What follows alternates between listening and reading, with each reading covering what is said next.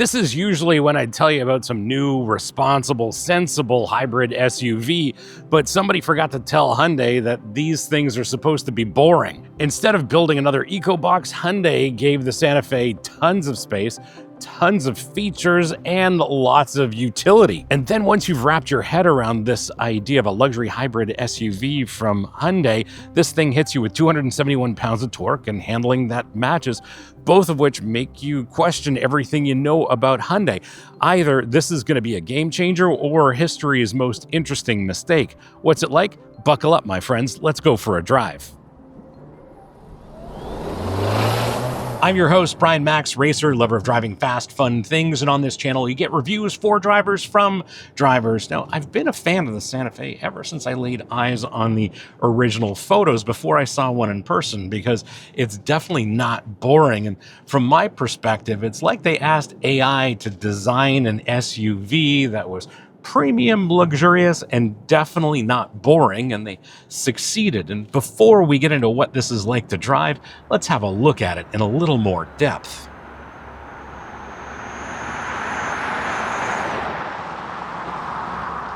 Fun fact, this liftgate opening is about 6 inches wider than before, and I think it's because Hyundai's engineers actually tried loading up a haul from IKEA. Now, we have tried the Santa Fe and XRT trim previously and enjoyed that, but this hybrid uses a completely different drivetrain. The power unit is based around a 1.6-liter turbocharged 4 with an electric motor for assist, and total combined output is 232 horsepower at 5,600 RPM and 271 pounds of torque from, get this, 1,000 to 4,100 RPM. 232 horsepower doesn't sound impressive in a world where there are plenty of 4, 5, 6, and 700 horsepower sedans, but this hybrid system has all of its 271 pounds of torque where you need it, right off the line and through the mid-range.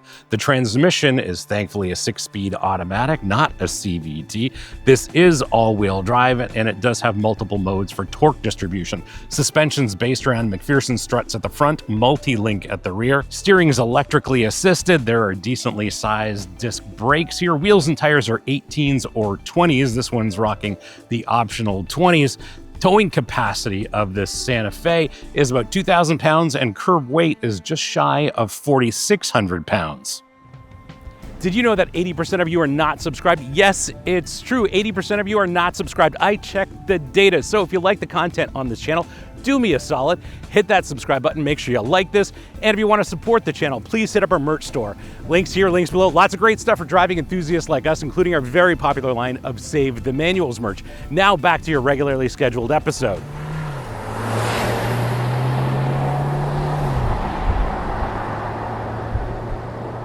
Here in the driver's seat, you definitely have a traditional SUV or crossover seating position, high off the road, decent hip point for getting in and out of this thing, and lots of tall glass around, so visibility is not a thing. But once you're here, you can see the road, no problem. There's actually a hood that you can see to a certain extent, which is strange for most modern cars and SUVs because those sloping hood lines just go off into the distance, can't actually see them. So you can almost see where all 4 corners are here in this Santa Fe. But here in the driver's seat, the seat is decently supportive. I'm very comfortable here, and I've got a great relationship to the steering wheel and to the pedals. The steering wheel is designed on the more sporting side. It's got a very thick rim, kind of like what BMW does with their M steering wheels. And after that, we're into modern Hyundai ergonomics, starting with this funky shifter here off the steering column. It's easy to get used to. It's a little different, but it's actually completely intuitive, as are the rest of the ergonomics. The great thing about what Hyundai does with their ergonomics is that they are simple, straightforward, logical, no nonsense, and everything is in its right place. What we do have, however, are these big screens here on the dashboard, which is the trend. Digital instrument cluster and a big infotainment screen. They are very simple and straightforward, and to deal with these is actually pretty straightforward, just like the rest of the ergonomics. To change any of the information on the instrument cluster, just some simple controls here on the steering wheel, and this screen is all touch-based, and the UI is very, very straightforward. I do use it on CarPlay. I think there's Android Auto auto. You can run it wired or wirelessly, and there is a wireless phone charger here if that's your sort of thing. As for the seat, well, at this trim level in Canada, this is not leather. This is some leatherette, and it actually does feel fairly premium. I would rather have cloth or leather, and really appreciate this seat for its support and comfort over long distances. It's definitely on point for its intended use here in the Santa Fe. Because this is an odd trim level here in Canada, it doesn't really correspond to what you guys have in the US, and we'll talk about that in a little bit. And the calligraphy model would have a UV phone sanitizer here. Here it's just a storage bin. And speaking of storage, there are more storage compartments here than my wife's makeup organizer, and I'm probably still just as confused. In terms of spaciousness, well, it's cavernous in here. Lots of room, lots of headroom here in this front row. Second row, spacious as well. I have no trouble sitting behind myself in this seating position. There's tons of room in that second row. And apparently the third row has class-leading legroom, but that's kind of like saying you're the tallest jockey or the fastest sloth. But here's the real magic. They managed to add a third row without making it look like a bloated minivan doing SUV cosplay.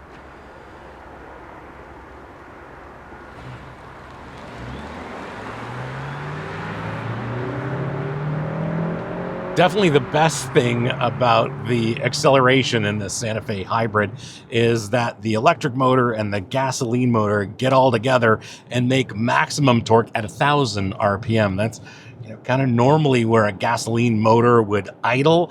And when these two combine, you get max torque right off the drop all the way through the mid-range. It's a beautifully engineered power unit. It works just great here.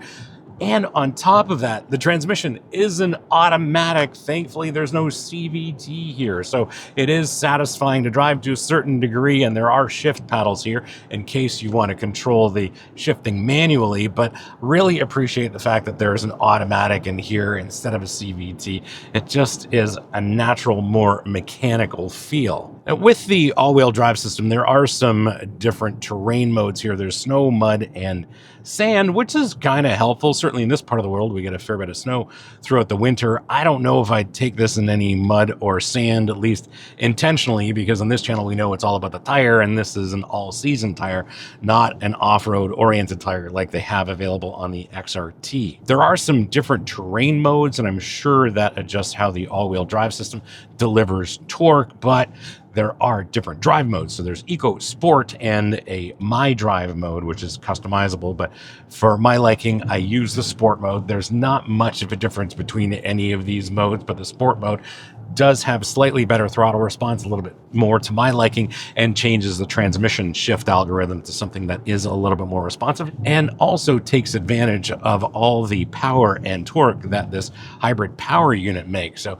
to me, I definitely prefer that sport mode, and it's a little bit more responsive. Not that this is a rocket ship. I think 0 to 60 happens in about 7.5 seconds, and its top speed is probably around 120 miles an hour. And overall, really appreciate how this entire drivetrain is calibrated. Going from electric to gas and vice versa is perfectly smooth. No issues there, and love this 6-speed automatic because it's not a CVT. They've done a decent job isolating noise from the cabin. The engine noise is subdued. Yes, it does make 4-cylinder engine noises, but really it's not intrusive into the cabin at all.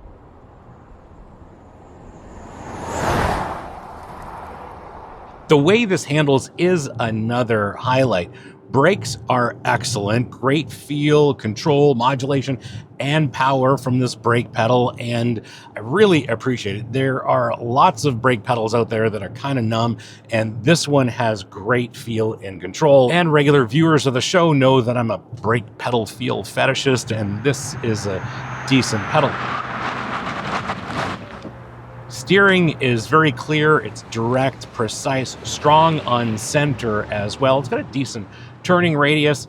This is a big SUV, of course, so don't expect a lot of feel or feedback from this steering wheel. But again, steering's a highlight because it's strong on center and translates my inputs into the directional changes I'm looking for. Now, in terms of handling, you'd think because it's a tall SUV with a taller center of gravity, there might be a lot of body roll, but there's actually not. It's very subdued and well controlled here. And in the corners, this does a great job. And it's probably due to the fact that there are some decent shocks or dampers here, because they do an excellent job with body and wheel control. It's not firm in terms of ride. It's definitely more compliant, but the dampers do a great job with body and wheel control. And over larger bumps in the road, there's very little, if any, secondary movement. Definitely no tertiary movement from the suspension. Does a great job of controlling body and wheel movement. And that's a very important thing, because you do want those wheels in contact with the ground. And, if suspensions aren't calibrated right, well, then you tend to have that extra body movement, and sometimes the tires don't stay in contact with the road over rougher surfaces. But this suspension is definitely on the compliant side and does a great job of soaking up the bumps. And on top of that, your passengers, everybody will be very, very comfortable here. It's a comfortable ride, and it's also quiet. Yes, they did isolate some noise from that engine compartment, but wind noise is also at a minimum, as is road noise. In terms of living with this on a day-to-day basis, it does have some advanced driver assist systems in addition to a whole suite of safety systems, but I like Hyundai's advanced driver assist. It's got adaptive cruise and lane keep, does a great job. And these advanced driver assist systems are so good, I'm pretty sure they were engineered by somebody who has spent too much time in LA traffic.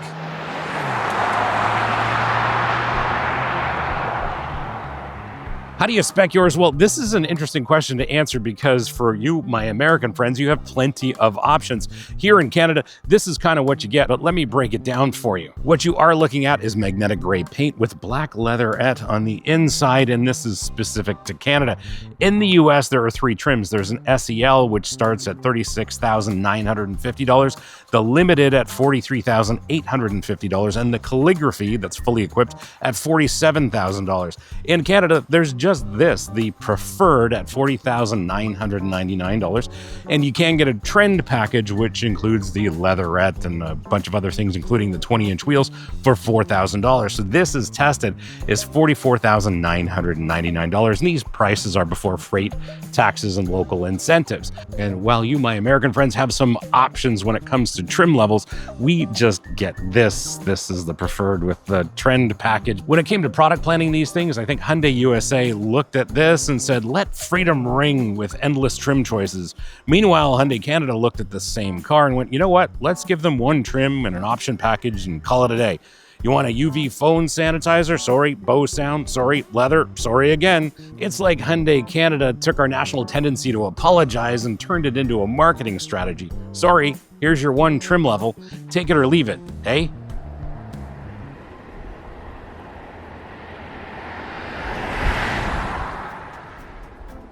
My verdict, well, let's start with fuel consumption, because this is a hybrid after all, and I'm pleased to report I'm averaging about 27 miles per gallon, or about 8.8 liters per 100 kilometers for my Canadian friends, and that's without even trying. So I think I could actually do better if I paid attention. Love to hear from Hyundai Santa Fe Hybrid owners, and let me know what you get in the real world. But yeah, for me, I'm enjoying driving this, and I'm getting 27 miles per gallon. Color me impressed. As for the Santa Fe, there's a thing about breaking rules, and sometimes you end up looking foolish, but sometimes you change the game entirely. No, the Santa Fe Hybrid isn't perfect, but it's fascinating because it refuses to accept that a hybrid SUV has to be boring. Plus, it's like no one told Hyundai that luxury features, efficiency, and satisfying dynamics couldn't coexist, so they just did it anyway. Did they build the perfect hybrid SUV? No, not quite, but they may have shown us what hybrid SUVs should have been all along. They're not supposed to be dull, lifeless personal transportation pods. They should enhance your life, and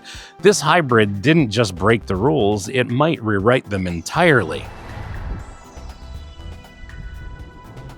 Thanks for hanging out with me today and having a look at this Hyundai Santa Fe Hybrid. Hope you liked this episode, and if you did, you're not new, you know what to do. Smash the subscribe button, turn on your notifications, like this, and as always, sharing is caring, so please share this with your friends, especially on Reddit, because on Reddit, they really need to see reviews for drivers from drivers. If you have any questions or comments, please leave them in the comments below. I'll get back to you as soon as I can. And if you want to support the channel, please hit up our merch store. Links here, links below. Lots of great stuff for driving enthusiasts like us, including our very popular line of Save the Manuals merch. Thanks again for watching. We'll see you again next time. And remember, cars don't understeer by themselves, not even Hyundai Santa Fe's.